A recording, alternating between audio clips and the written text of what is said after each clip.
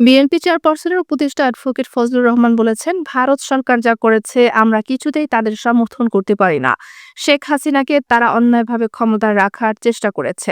ভারত যদি আমাকে ভাই ডাকে তাহলে আমি তাকে দাদা ডাকবো। ভারত যদি আমাদের বন্ধু ডাকে তাহলে তাদের বন্ধু ডাকবো। যত চক্রান্ত হচ্ছে সেই সব চক্রান্ত থেকে দেশকে মুক্ত করার জন্য বিএনপির নেতৃত্বে আমাদের সংগ্রাম চলবে। বুধবার বিকেলে কিশোরগঞ্জের পুরাতন স্টেডিয়ামে দ্রব্যের মূল্যের ঊর্ধ্বগতির রোধ ও আইন শৃঙ্খলার উন্নতি পতিত স্বৈরাচারের দোসরদের বিচার ও দ্রুত গণতান্ত্রিক যাত্রাপথে উত্তরণের জন্য নির্বাচনের রোড ম্যাপ ঘোষণার দাবিতে জনসভায় তিনি এসব কথা বলেন। আওয়ামী লীগকে উদ্দেশ্য করে ফজলুর রহমান বলেন, আমি কিশোরগঞ্জে গত পৌরসভা নির্বাচনে দাঁড়িয়ে বলেছিলাম, একদিন এমন সময় আসবে যেদিন গেটে গেটে লেখা থাকবে এই এলাকায় আওয়ামী লীগ বসবাস করে না। তাই হয়েছে। আল্লাহর কাছে বলেছিলাম, শেখ হাসিনার পতন না দেখিয়ে আমাকে মৃত্যু দিও না। আল্লাহ আমার কথা শুনেছে। আওয়ামী লীগের লিখতে ১০ বছর লাগবে।